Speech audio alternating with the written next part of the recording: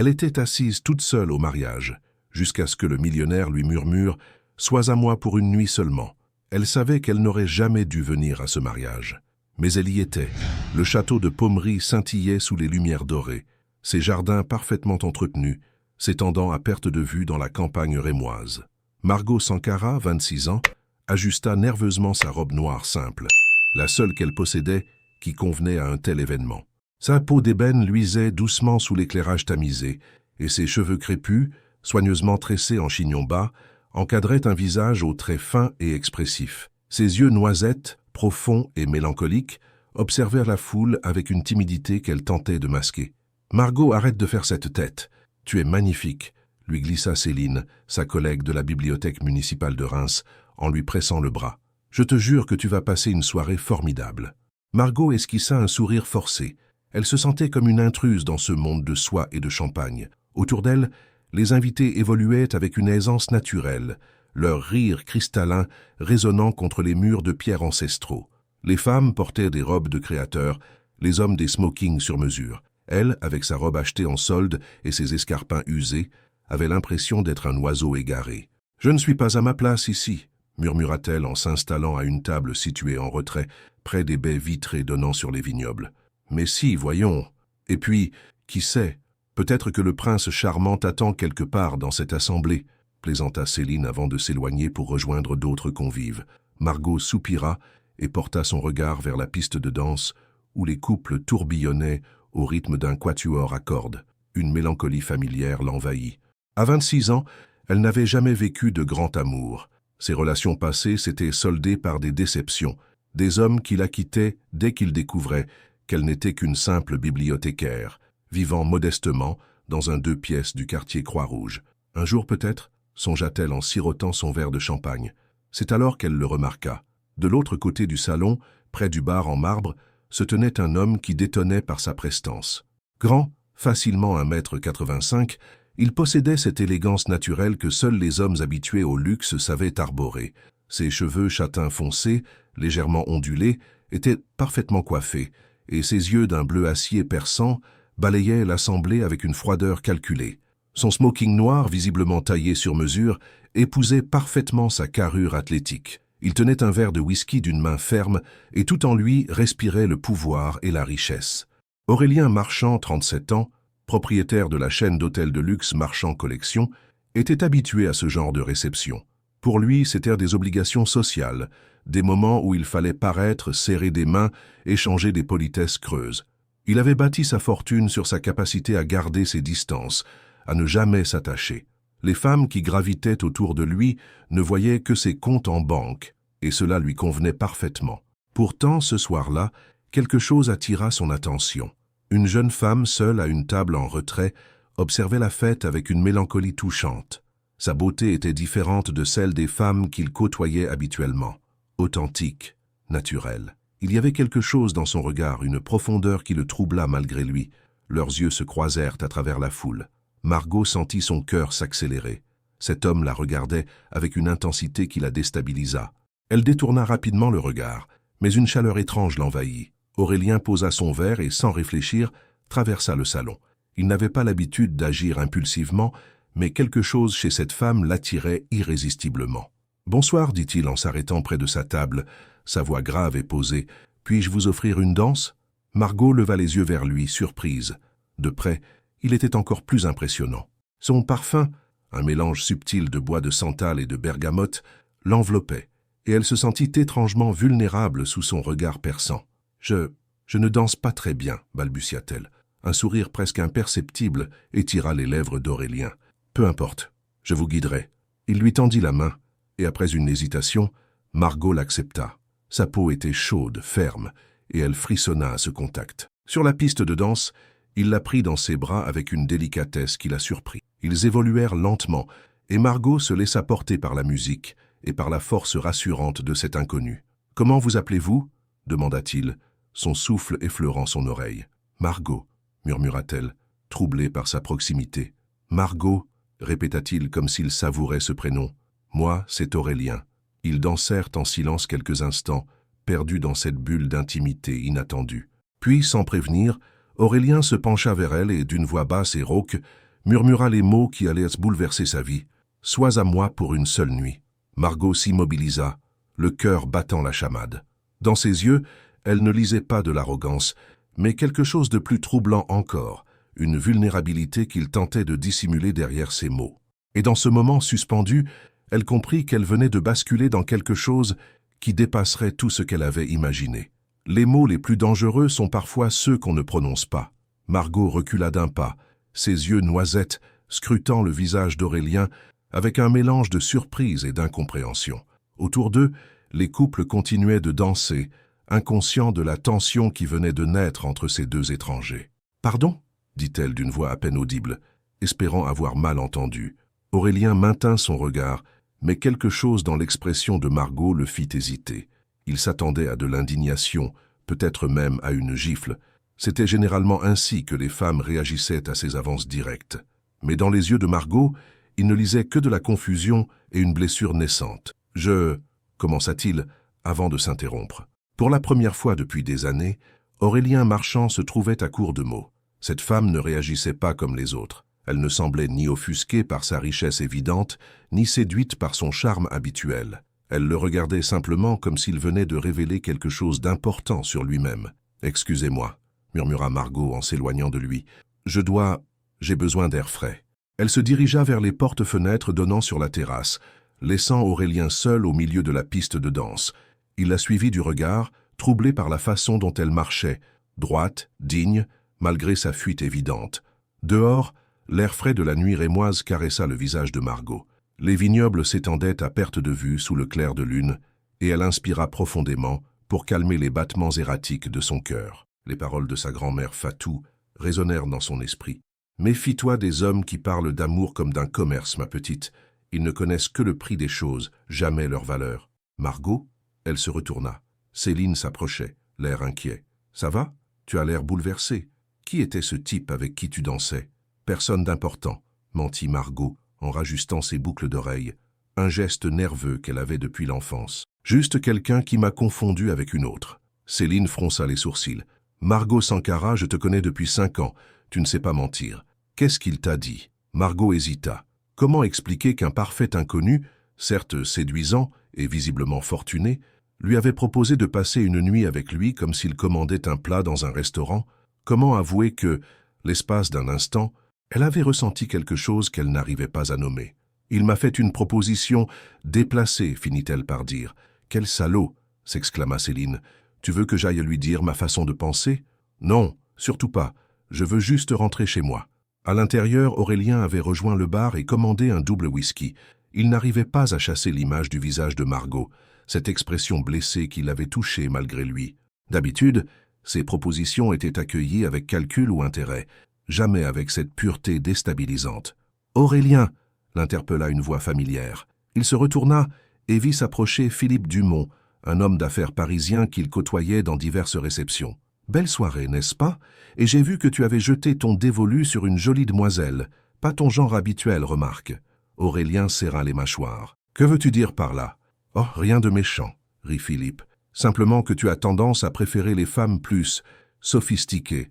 Celle-là a l'air charmante, mais un peu, comment dire, authentique. » Le ton condescendant de Philippe irrita profondément Aurélien. Il était sur le point de répliquer quand il aperçut Margot qui traversait le salon, son sac à main serré contre elle, visiblement prête à partir. « Excusez-moi, » dit-il en abandonnant Philippe. Il la rattrapa près de l'entrée principale du château. « Margot, attendez. » Elle s'arrêta mais ne se retourna pas immédiatement. « S'il vous plaît, » dit-il plus doucement. « Laissez-moi vous expliquer. » Elle pivota lentement vers lui. Dans la lumière dorée du hall, ses traits semblaient encore plus fins, plus expressifs. Une mèche de ses cheveux s'était échappée de son chignon, adoucissant son visage. « M'expliquez quoi? Qu'il existe des femmes que l'on épouse et d'autres avec qui l'on passe juste une nuit ?» La justesse de sa remarque le frappa comme un coup de poing. C'était exactement ainsi qu'il fonctionnait, qu'il avait toujours fonctionné. Mais, formulé par elle, cela sonnait sordide, réducteur. « Ce n'était pas mon intention, » balbutia-t-il. « Alors quelle était votre intention, monsieur Marchand ?» Il sursauta. Elle connaissait son nom. « Je travaille à la bibliothèque municipale, » expliqua-t-elle devant son expression surprise. « Votre photo apparaît régulièrement dans la presse locale quand vous inaugurez un nouvel hôtel ou sponsorisez un événement. Je sais qui vous êtes. » Cette révélation le troubla davantage. Elle savait qu'il était riche, influent, et pourtant elle ne semblait pas impressionnée. Au contraire, elle paraissait presque déçue. « Margot, je... »« Non, » l'interrompit-elle en levant la main. « Vous savez quoi? Je pense que vous m'avez rendu service ce soir. »« Comment ça ?» Un sourire triste étira les lèvres de Margot. « Vous m'avez rappelé qui je suis et d'où je viens. Ma grand-mère m'a toujours dit que les hommes comme vous ne changent jamais. Ils prennent ce qu'ils veulent et repartent. Merci de me l'avoir confirmé si rapidement. » Elle se dirigea vers la sortie, mais Aurélien la retint par le bras, doucement, sans force. « Vous avez tort, » dit-il d'une voix rauque. « Sur moi, sur mes intentions. » Margot le regarda longuement. Dans ses yeux bleu acier, elle crut apercevoir quelque chose qu'elle n'attendait pas, une faille, une vulnérabilité qu'il tentait désespérément de dissimuler. « Alors prouvez-le, » murmura-t-elle, avant de se dégager et de disparaître dans la nuit rémoise. Aurélien resta immobile dans le hall, les échos de la fête lui parvenant en sourdine. Pour la première fois de sa vie d'adulte, une femme venait de lui lancer un défi qu'il ne savait pas comment relever, et cela l'effrayait autant que cela l'excitait. Parfois, ce sont les rencontres les plus brèves qui laissent les cicatrices les plus profondes. 3 jours s'étaient écoulés depuis le mariage, et Margot n'arrivait toujours pas à chasser Aurélien Marchand de ses pensées. Assise à son bureau de la bibliothèque municipale Carnegie, elle tentait de se concentrer sur le catalogage des nouvelles acquisitions, mais ses gestes étaient mécaniques, son esprit ailleurs. « Tu as l'air dans la lune aujourd'hui », remarqua Sylvie, sa collègue de 50 ans, en posant une pile de livres sur le comptoir. « Encore en train de penser à ce mystérieux cavalier de samedi soir ?» Margot leva les yeux de son écran d'ordinateur. Autour d'elle, l'atmosphère feutrée de la bibliothèque, avec ses hautes étagères en bois sombre et ses lecteurs silencieux, l'apaisait habituellement. Mais pas ce matin. « Ce n'était rien, Sylvie, juste une erreur de casting. »« fit Sylvie, en s'installant à côté d'elle. « Une erreur de casting qui te fait soupirer toutes les 5 minutes depuis 3 jours? Tu sais, ma chérie, à mon âge, j'ai appris à reconnaître les signes. Tu es troublée. » Margot esquissa un sourire forcé. Sylvie avait cette capacité maternelle à percer ses défenses, acquise par des années de mariage heureux et d'éducation de 3 enfants. « Il m'a proposé de passer une nuit avec lui, » lâcha soudain Margot. Comme ça, sans préambule, après une seule danse. Les yeux de Sylvie s'écarquillèrent. « L'impudent! Et tu as fait quoi? »« Je suis partie.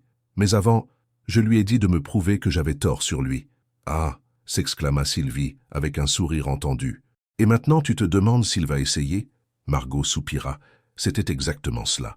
Une partie d'elle, une partie qu'elle n'aimait pas reconnaître, espérait secrètement qu'Aurélien se manifeste. L'autre partie, celle nourrie par les enseignements de Fatou, lui rappelait que les hommes comme lui ne changeaient jamais. À cet instant, la porte d'entrée de la bibliothèque s'ouvrit avec un léger tintement. Margot leva machinalement la tête et sentit son cœur s'arrêter. Aurélien Marchand se tenait sur le seuil, élégant dans son costume anthracite, une gerbe de pivoine blanches à la main. Ses cheveux châtains étaient légèrement ébouriffés par le vent de mars, et ses yeux bleu acier balayaient l'espace jusqu'à ce qu'il trouve ceux de Margot. « Mon Dieu » murmura Sylvie, « c'est lui ?» Margot hocha la tête, incapable de prononcer un mot. Aurélien s'avança vers son bureau d'un pas assuré, mais elle remarqua une tension inhabituelle dans ses épaules, comme s'il n'était pas aussi confiant qu'il le paraissait. « Bonjour Margot », dit-il d'une voix plus douce qu'elle ne s'en souvenait. « Monsieur Marchand », répondit-elle en se levant, s'efforçant de garder un ton professionnel. « Que puis-je faire pour vous ?» Il lui tendit les fleurs. « J'aimerais vous inviter à déjeuner, s'il vous plaît. » Le « s'il vous plaît » résonna étrangement dans la bouche d'un homme habitué à donner des ordres. Margot regarda les pivoines, ses fleurs préférées. Comment pouvait-il le savoir? Puis croisa le regard curieux de Sylvie qui ne perdait pas une miette de la scène. « Je travaille, » dit-elle finalement. « C'est votre pause déjeuner dans 20 minutes, intervint Sylvie avec un sourire malicieux. « Et tu sais quoi, Margot? Je peux très bien m'occuper de l'accueil toute seule cet après-midi. » Margot lui lança un regard noir, mais Sylvie fit mine de ne pas le voir. « Allez-y, ma chérie. Les pivoines, c'est de saison et elles sont magnifiques. » Prise au piège, Margot accepta les fleurs et sentit malgré elle leur parfum délicat.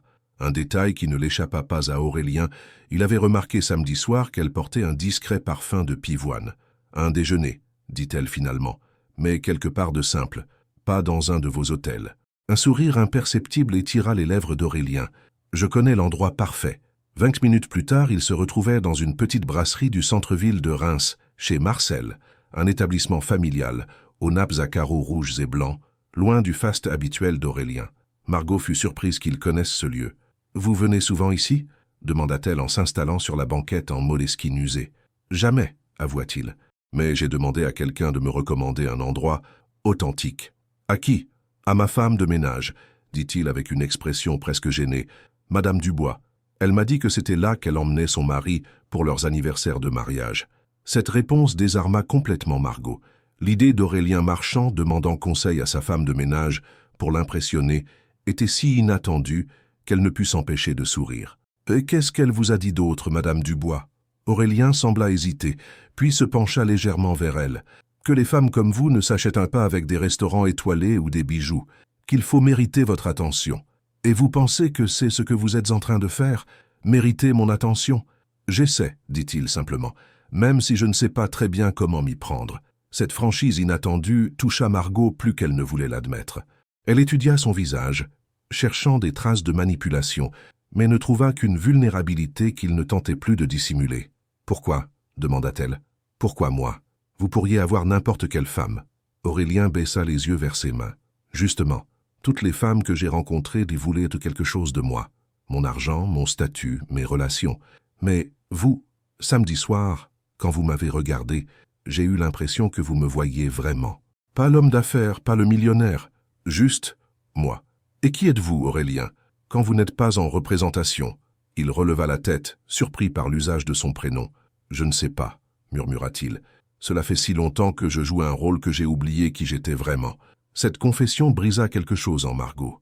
Elle reconnaissait cette solitude, cette impression d'être prisonnier d'une image. Elle-même se sentait souvent définie par sa condition sociale, réduite à des préjugés. « Samedi soir, dit-elle doucement, quand vous m'avez demandé d'être vôtre pour une nuit, qu'est-ce que vous espériez vraiment ?» Aurélien ferma les yeux un instant. « Je voulais ne pas être seul, juste une fois, être avec quelqu'un qui ne me jugerait pas, qui ne calculerait pas. Mais je me suis mal exprimé. J'ai dit « une nuit » parce que c'est tout ce que je pensais mériter. » Le silence s'installa entre eux, troublé seulement par le brouhaha familial du restaurant.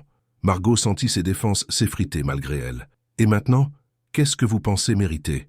Il plongea son regard dans le sien. « Une chance de vous prouver que je peux être l'homme que vous méritez, vous. » Et dans ce moment suspendu, Margot comprit qu'Aurélien Marchand venait peut-être de lui offrir la chose la plus précieuse qu'il possédait, sa vérité. Il y a des vérités qui ne se révèlent qu'à ceux qui ont le courage de les écouter. Le lendemain soir, Margot était assise dans sa petite cuisine du quartier Croix-Rouge, une tasse de thé à la menthe fumante entre ses mains. Son appartement de 2 pièces, modeste mais soigneusement décoré avec des tissus colorés et des photos de famille, reflétait sa personnalité chaleureuse. Par la fenêtre, elle observait les lumières des autres appartements s'allumer une à une dans la résidence. Son téléphone vibra sur la table. Un message d'Aurélien. « J'aimerais vous montrer quelque chose demain. Accepteriez-vous de me faire confiance ?» Margot fixa l'écran, le cœur battant. Depuis leur déjeuner chez Marcel, elle n'arrivait pas à oublier la vulnérabilité qu'elle avait perçue dans ses yeux. Mais les paroles de sa grand-mère résonnaient encore. « La confiance, ma petite, ça se mérite goutte par goutte, pas d'un seul coup. » Elle composa le numéro de Fatou. Au bout de 3 sonneries, la voix chaude et rassurante de sa grand-mère résonna. « Bonsoir, ma chérie. Tu as cette voix que tu avais petite quand tu avais fait une bêtise. » Margot sourit malgré elle. À 70 ans, Fatou Sankara possédait encore cette acuité qui l'avait aidé à élever seule sa petite fille après la mort prématurée des parents de Margot. « Grand-mère, j'ai besoin de tes conseils. C'est à propos de cet homme, n'est-ce pas? Celui dont tu m'as parlé hier. » Margot s'installa plus confortablement dans son fauteuil, enroulant ses jambes sous elle. « Il veut me montrer quelque chose demain. Il me demande de lui faire confiance. Et toi, qu'est-ce que ton cœur te dit? Que j'ai envie d'y aller. Mais ma tête me dit que c'est de la folie. » Un silence pensif s'installa au bout du fil. « Tu sais, Margot, ton grand-père était un homme compliqué quand je l'ai rencontré. Fier, secret, blessé par la vie. Tous les gens du village me disaient de me méfier. Mais il y avait quelque chose dans ses yeux. Qu'est-ce que tu as fait? Je lui ai donné une chance, une seule, et j'ai eu la plus belle histoire d'amour de ma vie. Mais comment on sait, grand-mère? Comment on distingue un homme qui change vraiment d'un homme qui fait semblant? On écoute ses actions, pas ses paroles. Et surtout, on s'écoute soi-même. Ton instinct t'a toujours bien guidé, ma chérie. » Après avoir raccroché, Margot tapa sa réponse. « D'accord. Mais je choisis le lieu de rendez-vous. » La réponse d'Aurélien arriva presque immédiatement. Bien sûr, dites-moi où. Le lendemain après-midi, Margot attendait devant la cathédrale Notre-Dame de Reims, emmitouflée dans son manteau beige.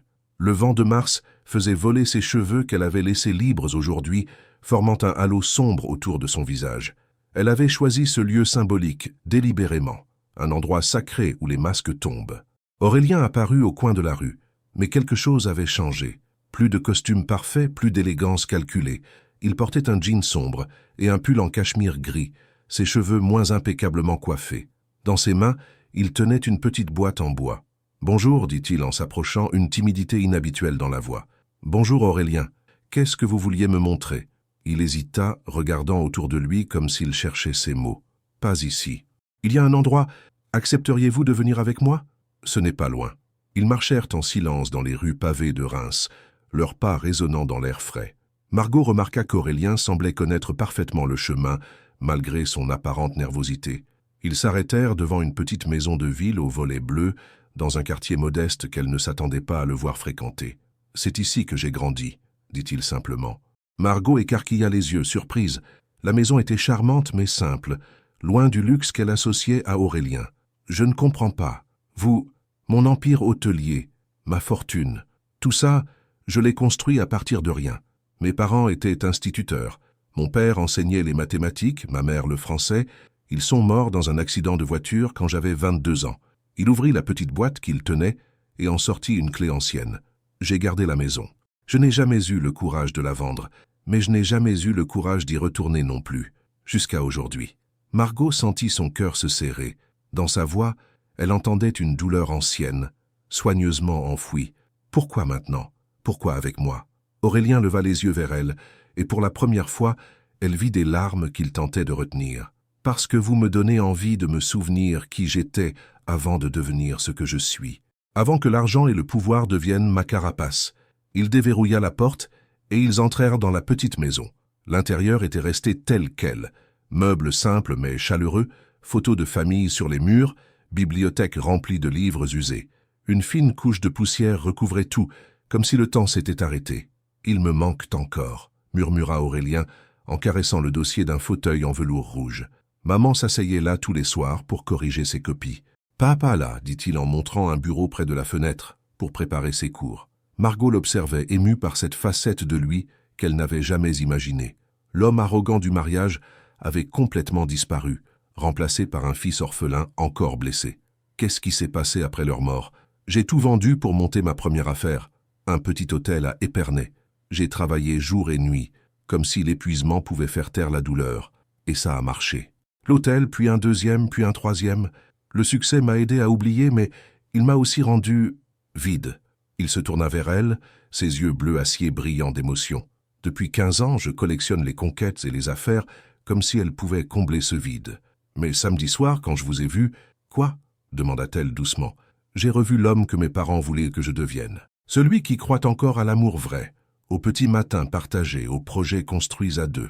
Margot s'approcha de lui, troublée par sa sincérité désarmante. Aurélien, pourquoi me racontez-vous tout ça? Il prit ses mains dans les siennes, et elle ne les retira pas. Parce que je veux que vous compreniez. Quand je vous ai demandé d'être mienne pour une nuit, ce n'était pas de l'arrogance. C'était la peur d'un homme qui a oublié comment demander plus. Le silence s'installa entre eux, lourd d'émotion.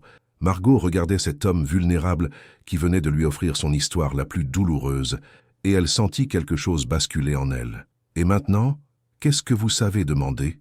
Aurélien caressa doucement sa joue, son geste d'une tendresse infinie. « Une chance de mériter votre amour, pas pour une nuit, mais pour toute une vie. » Et quand leurs lèvres se rencontrèrent dans cette maison pleine de souvenirs, Margot comprit qu'elle venait de franchir un point de non-retour. L'amour naissant a cette particularité de transformer les gestes les plus simples en moments précieux. 2 semaines s'étaient écoulées depuis cet après-midi dans la maison d'enfance d'Aurélien, et leur relation avait pris une tournure que ni l'un ni l'autre n'avait anticipée. Ce matin-là, Margot se réveilla dans son petit appartement avec un sourire qu'elle ne parvenait plus à réprimer. Sur sa table de nuit, un message d'Aurélien l'attendait. « Petit déjeuner ensemble, j'apporte les croissants. » Elle étira ses bras nus vers le plafond, ses cheveux crépus formant un halo sombre sur l'oreiller blanc. Pour la première fois depuis longtemps, elle se sentait heureuse, vraiment heureuse. 1 heure plus tard, Aurélien frappait à sa porte, un sac de la boulangerie Mulot, la meilleure de Reims selon Margot, dans une main, et 2 cafés fumants dans l'autre. Il portait un simple t-shirt blanc et un jean, ses cheveux encore humides de la douche, et Margot fut frappée par sa beauté naturelle, loin des artifices du luxe. « Bonjour, belle endormie », dit-il en l'embrassant tendrement sur le front. « Bonjour », répondit-elle en se dressant sur la pointe des pieds pour l'embrasser proprement. Ils s'installèrent dans la petite cuisine, et Margot observa avec amusement Aurélien découvrir son univers. Il touchait tout avec une curiosité d'enfant, les épices africaines que lui envoyait Fatou, les livres empilés partout, les photos de famille colorées. « Tu sais, » avoua-t-il en mordant dans son croissant, « c'est la première fois que je prends un petit déjeuner dans un appartement qui ressemble à un foyer. »« Comment ça ? Mon penthouse, il est beau, moderne, mais froid. Ici, on sent que quelqu'un y vit vraiment. Ça sent bon le thé à la menthe et les livres anciens. » Margot rit, touchée par sa sincérité. « Et ça ne te dérange pas, le côté modeste ?» Aurélien posa sa tasse et la regarda intensément. « Margot, tu ne comprends pas. Pour la première fois depuis 15 ans, j'ai l'impression d'être à ma place quelque part. » Cette phrase lui alla droit au cœur. Elle allait répondre quand son téléphone sonna. Le nom de Fatou s'afficha sur l'écran. « C'est ma grand-mère », s'excusa-t-elle. « Ça ne vous dérange pas si je réponds ?»« Bien sûr que non. »« Allô, grand-mère ?»« Bonjour, ma chérie. J'espère que je ne te dérange pas, mais j'ai une faveur à te demander. Tout ce que tu veux. J'ai des problèmes avec ma voiture, et je dois aller chez le médecin cet après-midi à Épernay. Tu crois que tu pourrais venir me chercher ?» Margot regarda Aurélien, embarrassée. Elle avait prévu de passer la journée avec lui. « Écoute, j'ai une idée, » l'interrompit Aurélien à voix basse. « Et si on y allait ensemble? J'aimerais beaucoup rencontrer votre grand-mère. » Margot écarquilla les yeux, surprise. Présenter Aurélien à Fatou était un pas qu'elle n'avait pas envisagé si tôt. « Ça, tu es sûr ?» demanda-t-elle, la main sur le combiné. « Certain. »« Grand-mère, on arrive, et j'amène quelqu'un avec moi. » 2 heures plus tard, ils roulaient vers le petit village de Haut-Villers, en Provence, où vivait Fatou. Aurélien avait insisté pour conduire, et Margot l'observait discrètement au volant de sa BMW, détendu et souriant. « Tu es nerveux ?» demanda-t-elle. « Terrifié, avoua-t-il en riant. Ta grand-mère a l'air d'être une femme redoutable. Elle l'est, mais elle a bon cœur. Et surtout, elle voit clair en chaque personne. C'est bien ce qui m'inquiète. » Ils arrivèrent devant une petite maison provençale aux murs ocre et aux volets lavande, entourée d'un jardin soigneusement entretenu où poussaient lavande, romarin et olivier. Fatou les attendait sur le seuil, majestueuse dans sa robe traditionnelle aux motifs géométriques colorés. À 70 ans, elle dégageait encore une autorité naturelle qui impressionna immédiatement Aurélien. « Margot, ma chérie !» s'exclama-t-elle en serrant sa petite fille contre elle. Puis ses yeux perçants se tournèrent vers Aurélien. Il s'avança, légèrement intimidé. « Madame Sankara, je suis Aurélien Marchand. Merci de m'accueillir chez vous. » Fatou l'étudia un long moment en silence, puis un sourire malicieux étira ses lèvres. « Alors c'est vous, le fameux millionnaire qui trouble le sommeil de ma petite fille. » Aurélien rougit légèrement, ce qui amusa visiblement la vieille dame. « Grande-mère, » protesta Margot. « Quoi? Il faut bien que je vérifie ses intentions. Allez, entrez donc. Le thé à la menthe est prêt. » L'intérieur de la maison était chaleureux, décoré de tissus africains et de photos de famille. Fatou installa ses invités dans le salon avant de disparaître dans la cuisine. « Elle me fait peur, » murmura Aurélien à Margot. « Elle t'aime bien, au contraire. Sinon, tu ne serais pas entrée. » Fatou revint avec un plateau chargé de thé et de pâtisserie maison. Elle s'installa face à Aurélien et l'observa avec attention. « Alors, monsieur Marchand, parlez-moi de vous, et pas de vos hôtels. De vous. » Aurélien inspira profondément. Il sentait que cette femme ne se contenterait pas de banalité. « Je suis quelqu'un qui a passé 15 ans à fuir ses émotions, quelqu'un qui a cru que le succès suffisait à faire une vie. Mais votre petite fille m'a montré que j'avais tort. Et qu'est-ce que vous comptez faire de cette révélation? L'aimer comme elle le mérite, si elle m'en donne la chance. » Fatou hocha lentement la tête. « Margot m'a dit que vous lui aviez montré la maison de vos parents. »« Oui, madame. C'était courageux. Un homme qui honore la mémoire de ses parents a de la valeur. » Elle se leva et alla chercher quelque chose dans un tiroir. Elle revint avec un petit bracelet en perles multicolores. « C'était à ma mère, » expliqua-t-elle à Aurélien. « Dans notre tradition, quand un homme prouve ses bonnes intentions, on lui confie quelque chose de précieux de la famille. » Elle tendit le bracelet à Aurélien sous le regard ému de Margot. « Vous me le confiez ?» demanda-t-il, touché. « Non, jeune homme, je vous confie quelque chose de bien plus précieux. Je vous confie le cœur de ma petite fille, Ne le brisez pas. Aurélien prit le bracelet avec une solennité qui émut Margot aux larmes. Dans ce geste simple, elle vit la bénédiction qu'elle n'osait espérer. « Je vous donne ma parole, Madame Sankara. Bien, maintenant qui veut goûter ma pastilla au pourron? Et Aurélien, arrêtez de me vous voyer. Appelez-moi Fatou. » Le reste de l'après-midi se déroula dans une atmosphère détendue. Aurélien aida Fatou à tailler ses rosiers, écouta avec attention ses histoires sur l'enfance de Margot et fit même rire la vieille dame avec ses tentatives maladroites pour préparer le thé à la menthe. En fin de journée, alors qu'il s'apprêtait à repartir, Fatou prit Margot à part. « Il a changé, ma chérie. Comment peux-tu le savoir? Ses yeux, ils brillent quand il te regarde. Et surtout, il t'écoute vraiment. C'est rare chez un homme habitué à commander. Tu penses que je peux lui faire confiance ?» Fatou sourit et caressa la joue de sa petite fille. « Je pense que tu l'aimes déjà, et qu'il t'aime aussi, même s'il ne le sait peut-être pas encore. » Sur le chemin du retour, Aurélien et Margot roulaient dans un silence complice. Le bracelet de perles brillait discrètement au poignet de Margot. « Merci, » dit soudain Aurélien. « De quoi ?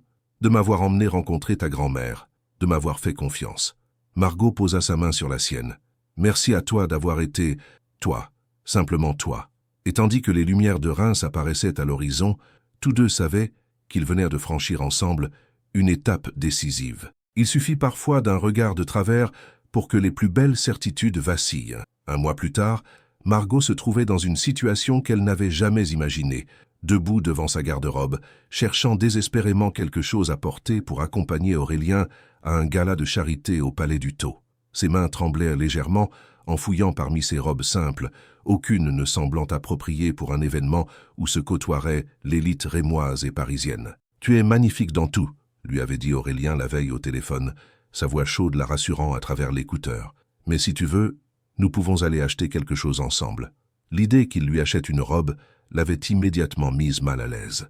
Elle avait poliment décliné, préférant emprunter une robe noire élégante à Céline, légèrement trop grande, mais présentable. Maintenant, debout devant le miroir de sa salle de bain, elle tentait de dompter ses cheveux crépus en un chignon sophistiqué.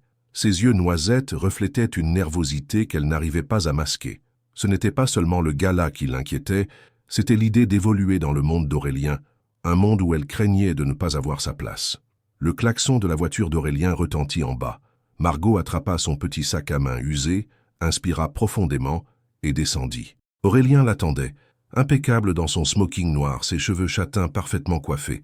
Quand il la vit, son visage s'illumina d'un sourire sincère. « Tu es éblouissante, » dit-il en l'embrassant tendrement. « Merci, » murmura-t-elle, pas entièrement convaincue. Durant le trajet vers le palais du Tau, Aurélien essaya de la détendre, en lui parlant des personnes qu'elle allait rencontrer, mais Margot ne parvenait pas à se débarrasser du nœud qui s'était formé dans son estomac. Le gala battait son plein quand ils arrivèrent. Le palais du Tau scintillait de mille feux, ses salons historiques remplis d'invités en tenue de soirée.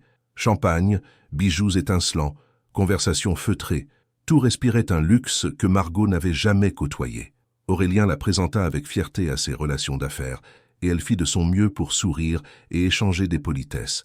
Mais elle sentait les regards s'attarder sur elle, certains curieux, d'autres moins bienveillants. « Aurélien !» l'interpella une voix familière. Philippe Dumont s'approchait, accompagné d'une femme blonde aux bijoux ostentatoires. « Philippe, bonsoir !» répondit Aurélien avec une politesse de façade. « Margot, je vous présente Philippe Dumont et sa femme, Isabelle. »« Enchanté » dit Margot en tendant la main. Philippe la serra brièvement, son regard la jaugeant de la tête aux pieds. « Ainsi, c'est vous la fameuse bibliothécaire dont tout le monde parle, » dit-il avec un sourire qui n'atteignait pas ses yeux. « Je travaille effectivement à la bibliothèque municipale, » répondit Margot, déjà sur la défensive. « Comme c'est rafraîchissant, » commenta Isabelle d'un ton faussement admiratif. « Aurélien nous change de ses habitudes. D'ordinaire, il préfère les femmes de notre milieu. » Le sous-entendu était clair, et Margot sentit ses joues s'enflammer. Aurélien posa immédiatement une main protectrice sur son bras. « Isabelle, dit-il d'une voix glaciale, je crois que vous vous méprenez sur mes habitudes. »« Oh, bien sûr, » s'empressa-t-elle d'ajouter. « Je ne voulais pas dire... C'est formidable, cette diversité. » Le mot « diversité » résonna dans l'air comme une gifle. Margot sentit quelque chose se briser en elle. Elle n'était donc que cela pour ces gens. Une expérience, une nouveauté exotique dans la vie bien ordonnée d'Aurélien. « Excusez-moi, » dit-elle en s'éloignant précipitamment. Elle se dirigea vers les jardins du palais, cherchant l'air frais et la solitude. Aurélien la suivit, abandonnant Philippe et Isabelle sans ménagement. « Margot, attends !» Elle se retourna, les larmes aux yeux. « Tu as entendu ce qu'elle a dit? Diversité, comme si j'étais un accessoire original dans ta collection. Tu sais bien que ce n'est pas ce que tu représentes pour moi, dit-il en s'approchant. Vraiment? Parce que tout à l'heure, quand cette femme parlait de tes habitudes et de ton milieu, tu n'as pas eu l'air si surpris. » Aurélien soupira, passant une main dans ses cheveux. « Margot, je ne peux pas contrôler ce que disent les autres. Ces gens, ils ne te connaissent pas. Et toi, Aurélien, est-ce que tu me connais vraiment? Ou est-ce que tu joues aussi à la diversité ?» La question le frappa comme un coup de poing. Il la regarda, blessé. « Comment peux-tu dire ça, après tout ce que nous avons partagé? Parce que regardons les choses en face, » cria-t-elle, sa frustration explosant. « Je n'ai rien à faire ici. Je ne connais rien à vos codes, vos conversations, votre monde. Je suis la fille d'une famille modeste qui travaille dans une bibliothèque. Qu'est-ce que je fais avec toi? Tu es la femme que j'aime, » répliqua-t-il avec force. Le silence qui suivit fut assourdissant. Aurélien réalisa qu'il venait de prononcer ces mots pour la première fois, et Margot écarquilla les yeux, choquée. « Quoi ?» murmura-t-elle. « Je t'aime, Margot, » répéta-t-il plus doucement. « Je sais que c'est la première fois que je le dis, et que ce n'est peut-être pas le bon moment, mais c'est la vérité. Je t'aime pour qui tu es, pas pour ce que tu représentes ou ne représentes pas. » Margot secoua la tête, les larmes coulant librement maintenant. « Tu dis ça maintenant? Mais qu'est-ce qui se passera dans 6 mois, dans 1 an, quand la nouveauté sera passée et que tu réaliseras que nous venons de 2 mondes trop différents? Margot, non, Aurélien, j'ai besoin de réfléchir, j'ai besoin de temps. » Elle s'éloigna vers la sortie, laissant Aurélien seul dans les jardins du palais du Taux. En passant devant Philippe et Isabelle dans le salon, elle entendit distinctement Isabelle murmurer à son mari « Je te l'avais dit, ces amourettes ne durent jamais. » Ces mots la poursuivirent tout le long du trajet en taxi vers chez elle. Dans son appartement silencieux, elle s'effondra sur son canapé, le bracelet de Fatou à son poignet, lui rappelant cruellement la bénédiction de sa grand-mère. Avait-elle eu raison de faire confiance? Ou n'était-elle qu'une passade dans la vie d'Aurélien Marchand, comme le suggéraient ses regards méprisants et ses sourires condescendants? Son téléphone vibra. Un message d'Aurélien. « Je t'aime, Margot, et je vais te prouver que nous appartenons au même monde, celui de l'amour vrai. » Mais pour la première fois depuis des semaines, elle ne répondit pas. Le silence peut être plus cruel que les mots les plus durs. 5 jours s'étaient écoulés sans nouvelles de Margot. 5 jours pendant lesquels Aurélien avait envoyé des messages restés sans réponse, fait livrer des fleurs qui n'avaient provoqué aucun appel, et passé des heures devant la bibliothèque municipale sans oser entrer. Ce matin-là, assis dans son bureau du 16e étage de la Tour Marchand, il contemplait Reims à travers les baies vitrées, incapable de se concentrer sur quoi que ce soit. Ses cheveux châtains étaient ébouriffés, sa chemise froissée, lui qui était d'ordinaire d'une élégance irréprochable. Ses yeux bleus acier, cernés par le manque de sommeil, fixaient sans les voir les rapports étalés sur son bureau d'acajou. « Monsieur Marchand ?» l'interpella sa secrétaire, Madame Dubois, en passant la tête par la porte entrebâillée. « Votre rendez-vous de 10 heures est arrivé. Reportez-le, » marmonna-t-il sans lever les yeux. « Mais monsieur, c'est le 3e report cette semaine. Les investisseurs commencent à... » « J'ai dit reportez-le, » explosa-t-il avant de se reprendre immédiatement. « Excusez-moi, Madame Dubois, Reportez-le, s'il vous plaît. » La femme de ménage qu'il avait conseillée pour son premier rendez-vous avec Margot le regarda avec compassion. « Monsieur Aurélien, si je peux me permettre, elle vous manque, n'est-ce pas ?» Aurélien leva enfin la tête vers elle. Madame Dubois, la soixantaine, avait cette sagesse des femmes qui ont vécu et qui comprennent les affaires de cœur. « Elle ne me répond plus, » avoua-t-il. « Depuis le gala, j'ai tout gâché. Qu'est-ce qui s'est passé ?» Aurélien lui raconta la soirée, les remarques d'Isabelle, la fuite de Margot, sa déclaration maladroite dans les jardins. « Ah !» soupira Madame Dubois en s'asseyant en face de lui. « Monsieur Aurélien, vous avez fait une erreur classique des hommes. Vous avez cru qu'avouer vos sentiments suffirait à tout réparer. Ce n'est pas le cas. Cette jeune femme a été blessée dans son orgueil, dans son identité. Elle se demande si elle a sa place dans votre monde. Et vous, au lieu de lui prouver le contraire, vous lui déclarez votre amour. C'est comme mettre un pansement sur une blessure profonde. » Aurélien passa une main dans ses cheveux. « Alors qu'est-ce que je dois faire? Montrez-lui qu'elle se trompe. Prouvez-lui que votre amour ne dépend pas de codes sociaux. » Pendant ce temps, à la bibliothèque, Margot tentait de retrouver une routine normale, mais chaque geste lui rappelait Aurélien. Ce matin-là, en rangeant les nouveaux romans à leur place, elle tomba sur un exemplaire de L'étranger de Camus. Le livre lui glissa des mains et s'ouvrit sur une page marquée d'un signet. Un petit mot qu'Aurélien avait glissé là lors d'une de ses visites discrètes. Pour que tu penses à moi entre Camus et Colette. Ah, Margot sentit sa gorge se serrer. Malgré sa colère et ses doutes, Aurélien lui manquait terriblement. Elle repensa à leur matinée complice, à sa tendresse avec Fatou, à sa vulnérabilité dans la maison de ses parents. Comment concilier cet homme-là avec celui qui évoluait si naturellement dans un monde où elle se sentait étrangère? « Margot » l'interpella Sylvie en s'approchant. « Tu as encore cette tête des mauvais jours. »« Je vais bien » mentit Margot en refermant le livre. « Non, tu ne vas pas bien. Et ne me dis pas que c'est à cause du travail. Qu'est-ce qui s'est passé avec ton millionnaire ?» Margot soupira et raconta à Sylvie les événements du gala. Son amie l'écouta attentivement, hochant la tête de temps en temps. « Tu sais quoi » dit Sylvie quand elle eut terminé. « Je pense que tu as peur. »« Peur de quoi ?»« D'être heureuse. Tu cherches des raisons de fuir parce que tu n'arrives pas à croire qu'un homme comme lui puisse vraiment t'aimer. Ce n'est pas ça. »« Bien sûr que si » l'interrompit Sylvie. « Margot, j'ai 50 ans. J'ai vu beaucoup d'histoires d'amour. Ce type est fou de toi. Ça se voit comme le nez au milieu de la figure. Mais toi, tu préfères écouter les méchancetés d'une bourgeoise frustrée plutôt que ton propre cœur. Et si elle avait raison? Et si je n'étais qu'une passade? Et si tu n'étais pas voyante et que tu laissais l'avenir décider ?» répliqua Sylvie avec bon sens. L'après-midi touchait à sa fin quand un homme élégant poussa la porte de la bibliothèque. Margot leva les yeux, espérant secrètement voir Aurélien, mais c'était un inconnu en costume gris, la cinquantaine distinguée. « Bonjour, dit-il en s'approchant de son bureau. Je cherche mademoiselle Margot Sankara. C'est moi. Que puis-je faire pour vous? Je suis maître Rousseau, notaire. Monsieur Aurélien Marchand m'a chargé de vous remettre ceci. » Il lui tendit une enveloppe épaisse et une clé ancienne. Qu'est-ce que c'est? Les actes de propriété de la maison familiale de monsieur Marchand à Reims. Il vous en fait don. Margot faillit lâcher l'enveloppe, sous le choc. Pardon? Mais pourquoi? Le notaire ajusta ses lunettes. Monsieur Marchand m'a simplement dit, elle comprendra. Il y a aussi une lettre. D'une main tremblante, Margot ouvrit l'enveloppe et en sortit une feuille couverte de l'écriture soignée d'Aurélien. Ma chère Margot, je t'offre cette maison parce qu'elle représente ce que j'ai de plus précieux, les souvenirs de l'amour vrai. Mes parents s'aimaient comme je t'aime, simplement, profondément, sans calcul. Tu m'as dit que nous venions de deux mondes différents. Tu as peut-être raison. Mais cette maison nous prouve qu'il existe un troisième monde, celui de l'amour authentique. C'est là que je veux vivre avec toi.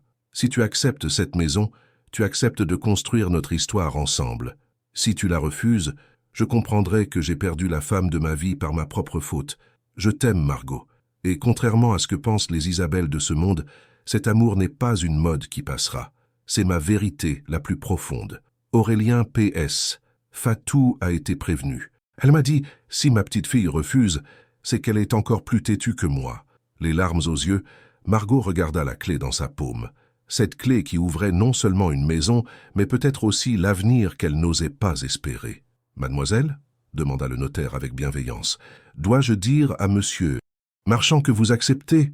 Margot ferma les yeux, repensant aux paroles de Sylvie, à la sagesse de Fatou et surtout à la vulnérabilité d'Aurélien dans cette même maison quelques semaines plus tôt. Elle rouvrit les yeux, sa décision prise. « Dites-lui que j'ai une condition.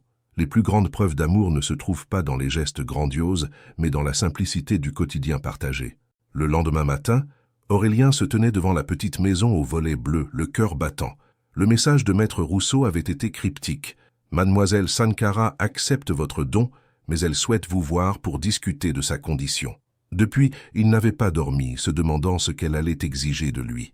Il frappa doucement à la porte qu'il n'avait pas ouverte depuis des semaines. Margot apparut sur le seuil, et son souffle se coupa. Elle portait une simple robe en coton bleu qui faisait ressortir l'éclat doré de sa peau. Ses cheveux crépus étaient tressés en petites nattes, ornées de perles colorées, et ses yeux noisettes brillaient d'une détermination qu'il ne lui connaissait pas. « Bonjour Aurélien, dit-elle doucement. « Bonjour Margot, tu es magnifique. Merci. Entre s'il te plaît. » Il pénétra dans sa maison d'enfance, stupéfait par la transformation. Margot avait nettoyé, ciré, astiqué chaque surface. Les meubles de ses parents brillaient comme au premier jour. Les photos de famille étaient soigneusement époussetées, et une odeur de cire d'abeille et de lavande flottait dans l'air. Mais surtout, elle avait ajouté sa propre touche, des coussins aux couleurs vives sur le canapé, des plantes vertes dans chaque coin, et sur la table du salon, un bouquet de pivoine fraîche. « Tu as fait tout ça ?» demanda-t-il, la voix étranglée par l'émotion. J'avais besoin de réfléchir. Et quoi de mieux qu'un grand ménage pour clarifier ses idées? Elle lui fit signe de s'asseoir dans le fauteuil de velours rouge de sa mère, tandis qu'elle prenait place sur le canapé en face de lui. « Tu voulais me parler d'une condition, dit-il, tentant de maîtriser son anxiété. Margot hocha la tête, ses mains jointes sur ses genoux. « Avant tout, je veux que tu saches que ton geste, cette maison, ça m'a bouleversé. Mais cela m'a aussi fait comprendre quelque chose d'important. »« Quoi ? » ?»« Que j'ai été lâche. » Aurélien la regarda avec surprise. « Au gala, j'ai laissé les mots de cette femme me blesser parce qu'ils réveillaient mes propres peurs. Mes peurs de ne pas être assez bien pour toi, de ne pas appartenir à ton monde. Margot, laisse-moi finir, s'il te plaît. J'ai passé ces derniers jours à me demander pourquoi j'avais si peur, et j'ai réalisé que c'était parce que je n'avais jamais vraiment cru que quelqu'un comme toi pouvait m'aimer vraiment. Pas la bibliothécaire, pas la fille du quartier Croix-Rouge, mais moi, Margot Sankara, avec mes qualités et mes défauts. » Elle se leva et marcha vers la fenêtre, regardant le petit jardin où les rosiers de ses parents commençaient à bourgeonner. « Ta lettre m'a fait comprendre que tu ne me demandais pas de changer pour entrer dans ton monde. Tu me demandais de créer notre propre monde avec toi. C'est exactement ça, murmura-t-il. Elle se retourna vers lui et il vit des larmes dans ses yeux. Alors voici ma condition. Je veux que nous recommencions, depuis le début. Pas comme le millionnaire et la bibliothécaire, mais comme Aurélien et Margot. Deux personnes qui s'aiment et qui veulent construire quelque chose ensemble. » Aurélien se leva d'un bond, le cœur débordant d'espoir. « Tu veux dire ? » ?»« Je veux dire que j'accepte ta maison, j'accepte tes sentiments, et j'accepte de te dire enfin ce que j'aurais dû te dire depuis longtemps. Je t'aime aussi, Aurélien Marchand. Et j'ai eu tort de laisser la peur me faire douter de nous. » Il traversa la pièce en deux enjambées et la prit dans ses bras, la soulevant de terre dans un élan de joie pure. Quand il la reposa, ils restèrent front contre front, savourant ce moment de réconciliation. « J'ai eu si peur de t'avoir perdu, avoua-t-il. Tu ne me perdras plus, mais il va falloir que tu acceptes qui je suis vraiment.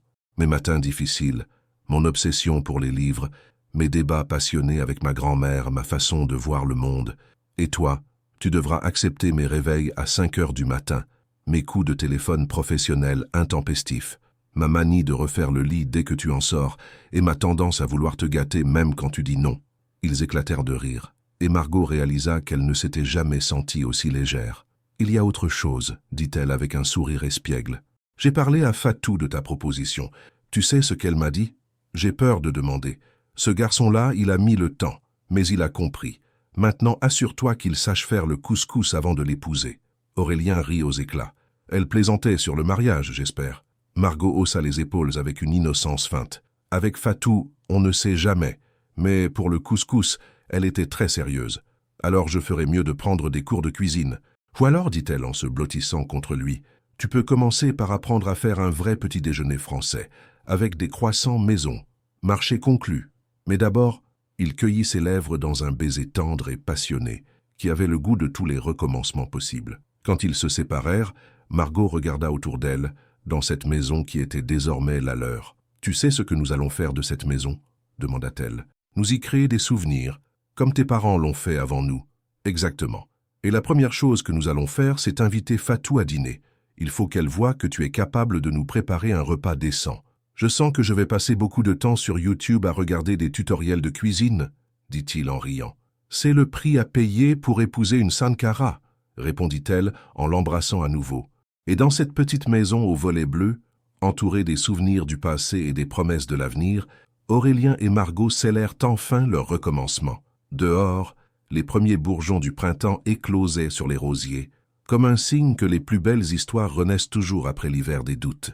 Il arrive un moment où l'amour cesse d'être une question pour devenir une évidence. 3 mois plus tard, Margot se réveilla dans la petite chambre aux rideaux fleuris de leur maison, les premiers rayons du soleil de juin caressant son visage. À côté d'elle, Aurélien dormait paisiblement, ses cheveux châtains ébouriffés par la nuit, une expression sereine qu'elle ne lui avait jamais vue du temps de sa vie de célibataire endurcie. Sa main reposait sur la taille de Margot, geste possessif et tendre à la fois. Elle sourit en observant cet homme, qui avait appris à ralentir pour elle. Fini les réveils à 5 heures, les coups de téléphone incessants, la course perpétuelle après le temps. Aurélien avait délégué une grande partie de ses responsabilités pour se consacrer à leur vie commune, et cette transformation l'émerveillait chaque jour. Son téléphone vibra doucement sur la table de nuit. Un message de Fatou. « Ma chérie, J'arrive dans 1 heure avec mes valises. J'espère qu'Aurélien sait maintenant faire autre chose que griller les toasts. Margot pouffa de rire, réveillant Aurélien qui entr'ouvrit ses yeux bleu acier. « Qu'est-ce qui te fait rire si tôt ?» murmura-t-il d'une voix ensommeillée en l'attirant contre lui. « Fatou arrive dans 1 heure. Elle vient passer le week-end avec nous. »« Oh non !» gémit-il en enfouissant son visage dans le cou de Margot. « Je ne suis toujours pas remis de sa dernière visite. Elle m'a fait refaire 3 fois la sauce de ses boulettes de viande. C'est parce qu'elle t'aime bien. Si elle ne t'aimait pas, elle ne prendrait pas la peine de t'enseigner les secrets culinaires de la famille. J'ai encore du mal à croire qu'une femme de 70 ans puisse être si intimidante. » Margot caressa tendrement ses cheveux. « Elle veut juste s'assurer que tu sais prendre soin de sa petite fille. Et qu'est-ce que je dois faire pour avoir son approbation définitive? Continue comme ça. Tu es sur la bonne voie. » Ils se levèrent et Aurélien prépara le petit déjeuner, un rituel qu'il avait perfectionné au fil des semaines. Margot l'observait s'activer dans leur cuisine, vêtue d'un simple t-shirt et d'un jean, ses gestes désormais assurés pour préparer le thé à la menthe comme elle l'aimait. Ces moments simples valaient tous les grands restaurants du monde. « Au fait, dit-il en beurrant ses tartines, j'ai une surprise pour ce soir. »« Quel genre de surprise ?»« Le genre qu'on ne dévoile pas avant l'heure prévue, » répondit-il avec un sourire mystérieux.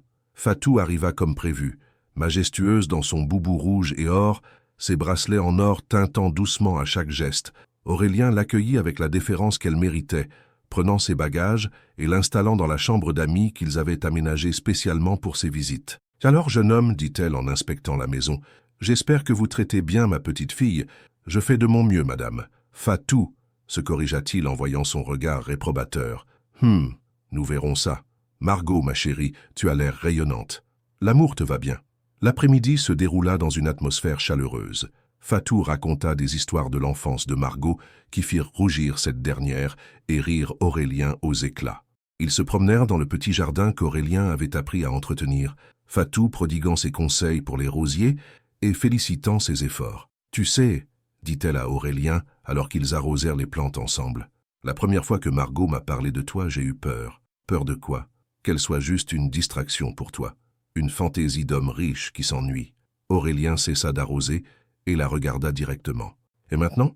Maintenant, je vois un homme qui a planté des rosiers pour faire plaisir à une vieille dame sénégalaise, un homme qui a appris à faire le thé à la menthe parfait pour sa petite fille, un homme qui regarde Margot comme si elle était la 8e merveille du monde.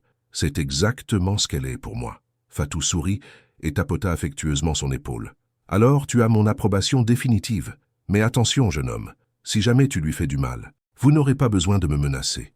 Je ne survivrai pas à sa perte. » Le soir venu, Aurélien emmena les 2 femmes dans un petit restaurant familial de Haut-Villers qu'il avait découvert grâce à Fatou lors de sa première visite. Rien d'ostentatoire, juste une cuisine authentique et un service chaleureux. Margot fut touchée qu'il ait choisi ce lieu plutôt qu'un de ses restaurants étoilés habituels. Après le dîner, alors qu'il se promenait dans les vignobles sous les étoiles, Aurélien s'arrêta soudain. « C'est ici que tout a commencé, dit-il. »« Comment ça ?» demanda Margot. « C'est en roulant dans cette région, le lendemain de notre première rencontre, que j'ai réalisé que je ne pensais plus qu'à toi. C'est là que j'ai compris que ma vie venait de changer. » Il plongea la main dans sa poche et en sortit un petit écrin de velours bleu nuit. Le cœur de Margot s'arrêta de battre. « Aurélien, Margot Sankara, dit-il en s'agenouillant sous le regard ému de Fatou, tu m'as appris que l'amour véritable n'a pas besoin de code, de convention ou de calcul. Tu m'as montré qu'il suffisait d'être soi-même avec la bonne personne. » Il ouvrit l'écrin, révélant une bague simple mais magnifique, un solitaire monté sur un anneau d'or blanc, délicat et intemporel. « Je ne te demande plus une nuit, je te demande toute une vie. Veux-tu m'épouser ?» Les larmes coulaient librement sur les joues de Margot. Elle regarda cet homme agenouillé devant elle, puis sa grand-mère qui souriait avec tendresse, puis de nouveau Aurélien, dont les yeux bleu acier brillaient d'espoir et d'amour. « Oui, murmura-t-elle. Oui, 1000 fois oui. » Il glissa la bague à son doigt. Elle était parfaite, comme s'il avait toujours su qu'elle lui appartiendrait. Puis il se releva et la prit dans ses bras, la faisant tourner sous les étoiles pendant que Fatou applaudissait doucement. « Il était temps !» s'exclama la vieille dame. « J'ai 70 ans. Je ne pouvais pas attendre éternellement de voir ma petite fille fiancée. » Ils éclatèrent de rire tous les 3 enlacés dans la nuit champenoise. « Comment as-tu su pour la taille ?» demanda Margot en admirant sa bague. « Fatou m'a donné les dimensions exactes la semaine dernière, avoua-t-il. Et elle a aussi approuvé le choix de la bague. Tu étais dans le secret, grand-mère. Ma chérie, à mon âge, on reconnaît un homme prêt à faire sa demande. Il avait cette lueur particulière dans les yeux depuis des semaines. Et si j'avais dit non? Impossible, répondit Fatou avec assurance. Tu l'aimes trop pour ça. Et puis, j'aurais eu quelques mots à te dire. Sous les étoiles de champagne, entourés par l'amour et la bénédiction familiale, Aurélien et Margot savourèrent ce moment parfait où l'amour cessait d'être une question pour devenir enfin une certitude. Et quand ils rentrèrent à la maison cette nuit-là main dans la main, ils savaient que leur histoire ne faisait que commencer. L'amour véritable n'est pas une destination, c'est un voyage qui commence le jour où l'on cesse d'avoir peur de l'éternité. 6 mois plus tard, par une douce matinée de septembre, la petite église Sainte-Marguerite de Hauvillers se préparait à accueillir le mariage le plus attendu de la région. Mais contrairement à ce que beaucoup avaient imaginé, ce ne serait pas la cérémonie fastueuse d'un millionnaire. Aurélien et Margot avaient choisi la simplicité, l'authenticité, l'amour plutôt que l'apparat. Dans la sacristie transformée en salon de préparation, Margot contemplait son reflet dans le miroir ancien. Sa robe de mariée, créée par une couturière locale recommandée par Fatou, était d'une élégance époustouflante dans sa simplicité. Soie ivoire fluide, décolleté subtil, manches longues en dentelle délicate. Ses cheveux crépus étaient tressés en couronne, ornés de petites perles et de fleurs de jasmin, et le bracelet ancestral de Fatou brillait à son poignet. Elle était radieuse, mais une nervosité familière papillonnait dans son ventre. « Tu es magnifique, ma chérie », murmura Fatou en ajustant le voile délicat. « Tes parents seraient si fiers de te voir aujourd'hui. »« Tu crois qu'on fait le bon choix ?» demanda Margot, soudain assaillie par le doute. « Parfois, j'ai encore du mal à croire que tout ça soit réel. L'amour vrai fait toujours un peu peur, » répondit Fatou avec sagesse. « C'est normal d'avoir des papillons. Mais regarde-toi, ma petite, tu rayonnes de bonheur. » Ça est s'il finit par se lasser. Si un jour il regrette d'avoir épousé la bibliothécaire au lieu d'une femme de son monde, Fatou prit le visage de sa petite fille entre ses mains ridées. « Margot Sankara, tu vas arrêter ces bêtises immédiatement. Cet homme a transformé sa vie entière pour toi. Il a appris à faire le couscous, il s'occupe de mes rosiers, et hier encore, il m'a demandé la recette de ma pâte de crevettes. Un homme ne fait pas ça par caprice. »« Tu as raison, » sourit Margot. « Je suppose que c'est le trac de la mariée. » « C'est exactement ça. Et maintenant, respire profondément. Il est temps d'aller épouser l'homme de ta vie. » Dans l'église bondée, Aurélien attendait devant l'autel, magnifique dans son costume anthracite taillé sur mesure. Ses cheveux châtains étaient parfaitement coiffés, et ses yeux bleu acier scrutaient l'entrée avec une impatience mêlée d'émotion. À côté de lui, son témoin, non pas un ami d'enfance ou un associé, mais Maître Rousseau, le notaire qui avait participé à leur réconciliation, lui tapotait affectueusement l'épaule. « Détendez-vous, mon jeune ami. Elle va arriver. »« Je sais, mais je n'arrive toujours pas à croire qu'elle ait dit oui. » Dans l'assemblée, un mélange touchant de 2 mondes s'était créé. D'un côté, les collègues de Margot de la bibliothèque, Sylvie en tête, ses quelques amis fidèles, et la famille de Fatou venue spécialement du Sénégal. De l'autre, les relations d'affaires d'Aurélien, mais seulement celles qui comptaient vraiment pour lui, celles qui avaient appris à connaître et respecter Margot. Madame Dubois, sa secrétaire et confidente, était au premier rang, les larmes aux yeux. Même Philippe et Isabelle Dumont étaient là présents. À leur grande surprise, Aurélien les avait invités. Non par masochisme, mais pour prouver un point. Margot avait d'abord protesté, puis compris la symbolique. Ils assistaient aujourd'hui au triomphe de l'amour authentique sur les préjugés. Les premières notes de la marche nuptiale résonnèrent, et tous les regards se tournèrent vers l'entrée. Margot apparut au bras de Fatou, qui avait insisté pour la conduire à l'hôtel en l'absence de ses parents. La grand-mère était resplendissante dans un boubou doré, et ensemble, elles formaient un tableau d'une beauté saisissante. Quand Aurélien vit Margot s'avancer vers lui, son souffle se coupa. Elle était d'une beauté à couper le souffle, mais plus que cela, elle rayonnait d'un bonheur qui illuminait toute l'église. Leurs regards se croisèrent, et il sut que tous ses doutes, toutes ses peurs passées appartenaient désormais au passé. Fatou remit solennellement la main de Margot dans celle d'Aurélien. « Prenez soin d'elle, jeune homme, » murmura-t-elle. « Toute ma vie, je vous le promets, » répondit-il avec émotion. La cérémonie fut simple mais profondément émouvante. Le père Martin, qui connaissait Margot depuis son enfance, célébra cette union avec une chaleur qui toucha tous les cœurs. Mais le moment le plus intense fut celui des vœux personnels. Aurélien prit les mains de Margot dans les siennes et plongea son regard dans le sien. « Margot, il y a 1 an, je t'ai demandé d'être mienne pour une seule nuit. J'étais un homme qui ne croyait qu'aux plaisirs éphémères, qui pensait que l'amour était un luxe qu'il ne méritait pas. Sa voix tremblait légèrement d'émotion. « Tu m'as montré qu'une nuit ne suffisait pas, qu'une vie entière ne suffirait pas. Tu m'as appris que l'amour véritable ne se mesure pas en temps, mais en profondeur. Tu m'as rendu l'homme que mes parents voulaient que je devienne. » Il sortit de sa poche l'alliance simple qu'ils avaient choisie ensemble. « Aujourd'hui, je ne te demande plus une nuit. Je te demande toutes les nuits de ma vie, tous les matins, tous les rires, toutes les larmes, tous les silences complices. Je te demande de vieillir avec moi, de construire avec moi, de m'aimer même quand je ne saurais plus faire ton thé à la menthe parfait. » L'assemblée rit doucement, émue par cette référence à leur intimité quotidienne. « Je promets d'être digne de l'amour que tu me donnes et de t'aimer chaque jour un peu plus que la veille. » Margot essuya une larme qui perlait au coin de son œil et prit la parole à son tour. « Aurélien, tu m'as fait peur au début. Pas par tes mots, mais par l'intensité de ce que je ressentais pour toi. J'avais peur de ne pas être assez, de ne pas appartenir à ton monde. Tu es mon monde, murmura-t-il. Aujourd'hui, je sais que notre monde, c'est celui que nous créons ensemble. Un monde où l'amour compte plus que l'argent, où la sincérité vaut tous les bijoux, où un homme peut apprendre à faire le couscous pour séduire une grand-mère sénégalaise. » L'assemblée rit de nouveau, et même Fatou s'essuya discrètement les yeux. « Je promets de t'aimer dans tes doutes comme dans tes certitudes, dans tes réussites comme dans tes échecs. Je promets de ne plus jamais laisser la peur me faire douter de nous. Et je promets de te faire découvrir encore 1000 façons de dire « je t'aime » en wolof. « J'ai hâte d'apprendre », répondit-il en glissant l'alliance à son doigt.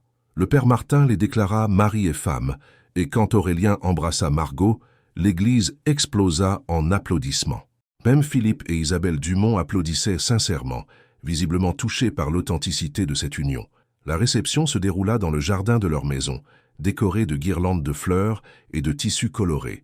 Rien d'ostentatoire, juste la chaleur d'une fête familiale où se mélangeaient les rires, les danses sénégalaises et les valses champenoises. Au moment de la traditionnelle danse des mariés, Aurélien prit Margot dans ses bras, sous les applaudissements des invités. « Alors, Madame Marchand, comment vous sentez-vous »« Comblé, Monsieur Marchand.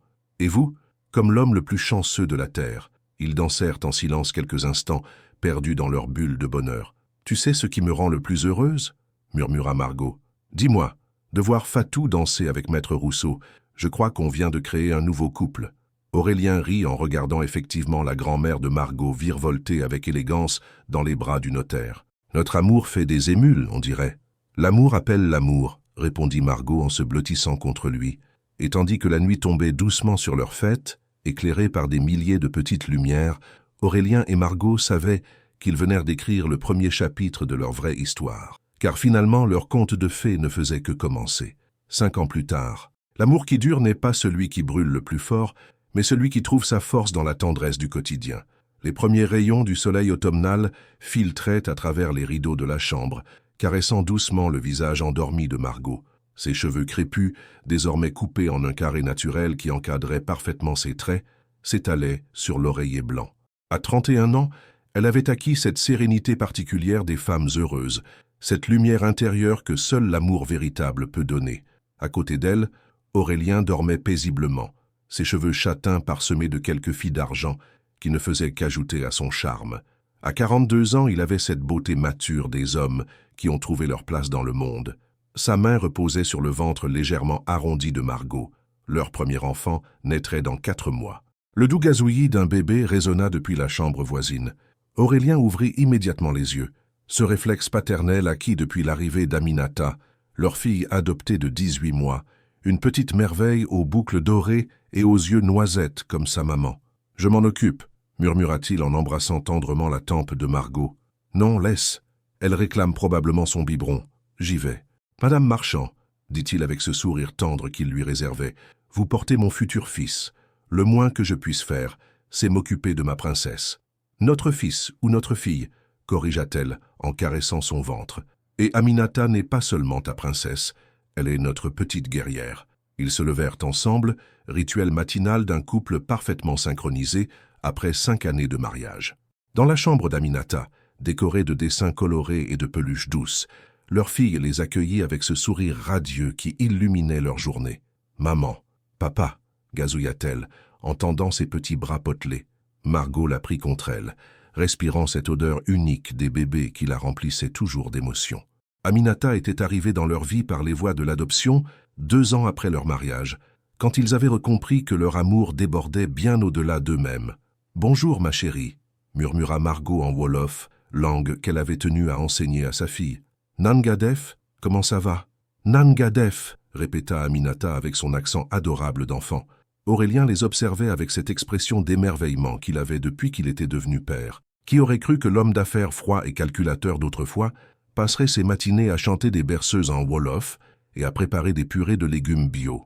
Leur maison avait évolué avec leur famille. La petite maison aux volets bleus avait été agrandie avec goût, gardant son charme d'origine tout en s'adaptant à leur nouvelle vie. Le bureau d'Aurélien était maintenant une salle de jeu colorée, et le salon résonnait souvent des rires d'enfants et des mélodies que Margot fredonnait en travaillant, car Margot n'était plus bibliothécaire municipale. 2 ans plus tôt, elle avait ouvert sa propre librairie spécialisée dans la littérature francophone africaine, Les mots de Fatou, un hommage à sa grand-mère qui venait de fêter ses 75 ans et qui passait désormais la moitié de son temps chez eux à gâter Aminata. « Au fait, dit Aurélien en préparant le petit déjeuner familial, Fatou arrive cet après-midi avec une surprise. » « Quel genre de surprise ?»« Le genre qu'elle refuse de me dévoiler. Elle m'a juste dit « Tu verras bien, mon garçon, et prépare ton plus beau sourire. » Margot éclata de rire. À 75 ans, Fatou restait imprévisible et pleine de vie. Sa relation avec Maître Rousseau, devenu Papy François pour Aminata, avait d'ailleurs été l'une des plus belles surprises de ces dernières années. L'après-midi, la maison s'anima avec l'arrivée de Fatou, radieuse dans un boubou couleur turquoise qui faisait ressortir l'éclat de ses yeux. Elle ne venait pas seule. Maître Rousseau l'accompagnait, mais aussi Sylvie et son mari, Céline avec ses jumeaux, et même Madame Dubois qui était devenue une amie précieuse de la famille. « Alors, cette surprise ?» demanda Margot en installant tout le monde dans le salon-jardin qu'ils avaient aménagé. « Patience, ma chérie », répondit Fatou avec un sourire mystérieux. « François, tu peux y aller. » Maître Rousseau se leva, visiblement ému, et sortit une enveloppe officielle de sa poche. « Mes chers amis, » annonça-t-il solennellement, j'ai l'honneur de vous informer que Fatou Sankara a accepté de devenir Madame Rousseau. L'assemblée explosa en cris de joie et applaudissements. Margot fondit en larmes de bonheur en prenant sa grand-mère dans ses bras. « Grand-mère, à 75 ans. Et alors ?» rit Fatou. « L'amour n'a pas d'âge, ma petite. François et moi, on se marie le mois prochain. Une petite cérémonie, juste la famille. Comme c'est merveilleux !» s'exclama Aurélien en serrant François dans ses bras. « Bienvenue officiellement dans la famille, Papy François. » « Merci, mon garçon. Et maintenant, si on fêtait ça comme il se doit, » La soirée se prolongea dans la joie et les rires. Aminata, gâtée par toute cette attention, gazouillait de bonheur en passant de bras en bras. Quand l'heure du coucher arriva, Aurélien la porta jusqu'à sa chambre pendant que Margot l'accompagnait, rituel quotidien qu'il chérissait. « Bonne nuit, ma princesse » murmura Aurélien en bordant sa fille. « Bonne nuit, papa. Bonne nuit, maman. Et bonne nuit, petit frère. » ajouta-t-elle en pointant le ventre de Margot. « Petite sœur, peut-être, » corrigea tendrement Margot. « Non, c'est un garçon. Fatou me l'a dit. Elle sait tout, Fatou. » Margot et Aurélien échangèrent un regard amusé. Fatou et ses intuitions légendaires. Plus tard dans la soirée, une fois les invités partis et Aminata endormie, Aurélien et Margot se retrouvèrent sur la terrasse de leur jardin, blottis l'un contre l'autre sur leur banc en bois face au vignoble. Les premières étoiles s'allumaient dans le ciel de champagne et l'air portait encore la douceur de l'été finissant. « Tu te rends compte ?» murmura Margot, la tête posée sur l'épaule d'Aurélien. « Dans 5 ans, on aura peut-être 3 enfants. Fatou sera une grand-mère mariée de 80 ans, et toi, et moi. Toi, tu seras toujours l'homme qui m'a demandé d'être sienne pour une nuit et qui m'a donné l'éternité. » Aurélien resserra ses bras autour d'elle, respirant le parfum de pivoine qu'elle portait toujours. « Tu sais ce qui me fascine le plus dans notre histoire? Dis-moi, c'est que j'avais raison depuis le début. Une nuit n'aurait jamais suffi. Il me fallait toutes les nuits de ma vie. Et tu les as eues. Non, Margot, je ne les ai pas eues. Je les vis, chaque soir, chaque matin, chaque instant avec toi et nos enfants. C'est ça l'éternité. Ce n'est pas une promesse, c'est un présent permanent. » Margot leva son visage vers lui, et dans ses yeux noisettes, il vit cette même émotion qu'au premier jour, multipliée par 1000 souvenirs heureux. « Je t'aime, Aurélien Marchand, aujourd'hui, demain, et pour toutes les nuits de notre vie. Qu'est moi, je t'aime, Margot Sankara Marchand, pour l'éternité qui a commencé le jour où tu as accepté de danser avec moi. » Leur baiser, sous les étoiles de champagne, avait le goût de toutes les promesses tenues et de tous les bonheurs à venir. Et tandis que leur amour continuait à s'écrire dans la douceur du quotidien, quelque part dans la maison endormie, Aminata souriait dans son sommeil, bercée par l'amour infini qui l'entourait. Car finalement, les plus belles histoires d'amour ne se terminent jamais. Elles se transforment en légendes familiales que l'on raconte aux enfants, en sourires complices échangés après des années de mariage, en mains qui se trouvent instinctivement dans le noir. L'amour d'Aurélien et Margot était devenu cela, une évidence lumineuse, une certitude tranquille, une éternité apprivoisée. Et c'était exactement ce dont ils avaient toujours rêvé, sans le savoir. Question pour les spectateurs. Et vous, croyez-vous qu'il existe vraiment des amours qui transforment à ce point deux êtres humains? Avez-vous déjà ressenti cette certitude tranquille de l'amour véritable? Votre participation compte énormément pour cette chaîne. N'hésitez pas à partager vos réflexions en commentaire. J'espère que vous avez apprécié la vidéo d'aujourd'hui. Si c'est le cas, n'hésitez pas à laisser un j'aime pour m'aider. Et n'oubliez pas de vous abonner à la chaîne pour ne pas manquer les prochaines histoires. Merci d'avoir regardé et à bientôt dans la prochaine vidéo.